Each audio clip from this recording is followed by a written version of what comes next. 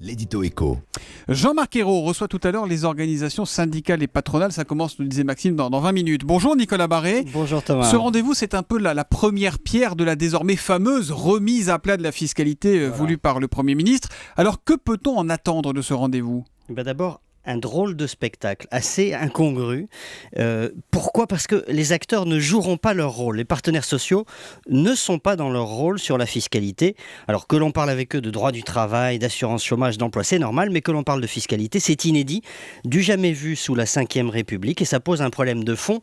Les impôts relèvent du Parlement. C'est d'ailleurs l'origine même de la création du Parlement dans tous les pays européens. C'est le vote de l'impôt. Et c'est aux représentants de la nation d'en discuter. Ils sont élus et légitimes pour ça, pas les organisations syndicales.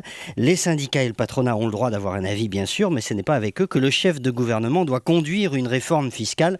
Bref, ça commence mal. Bon, vous le dites que pour commencer, il y a une erreur de casting. Mais comme vous le dites, Nicolas, ils ont le droit d'avoir un avis quand même, les syndicats. Alors oui, mais les organisations syndicales ou patronales ne sont pas des partis politiques. Or, nous assistons en ce moment, et c'est peut-être propre à cette période de crise, à une curieuse confusion des rôles. Par exemple, lorsque la CGPME, l'organisation qui représente les PME, incite ses membres à se présenter au municipal. La semaine dernière, ça, on a entendu, Exactement. on en a parlé. Et c'est assez inédit. Par exemple encore, lorsque la CGT se targue de faire des propositions globales sur la fiscalité.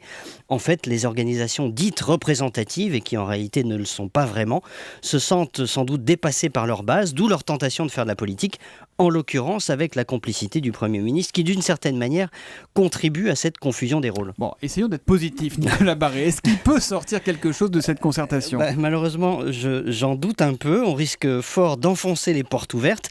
Les syndicats veulent un impôt sur le revenu encore plus progressif, mais pas de fusion avec la CSG. Ça n'était pas la peine de les convoquer pour le savoir. Le patronat veut moins de charges. Là encore, c'est pas franchement un scoop. Si l'objectif était de trouver un consensus, je peux déjà vous le dire, c'est raté. Un premier rendez-vous ce matin sur la remise à plat de la fiscalité pour rien. C'est la conviction, argument à l'appui de Nicolas Barré, directeur de la rédaction des Échos. On précise quand même, Nicolas, que les représentants des partis politiques seront reçus également dans les jours qui viennent par Jean-Marc Ayrault. En tout cas, là, c'est plus normal. Et là, c'est plus normal. En attendant, ça commence mal. L'édito écho de Nicolas qui revient demain à 8h10 sur Europe 1. Bonne journée, Nicolas.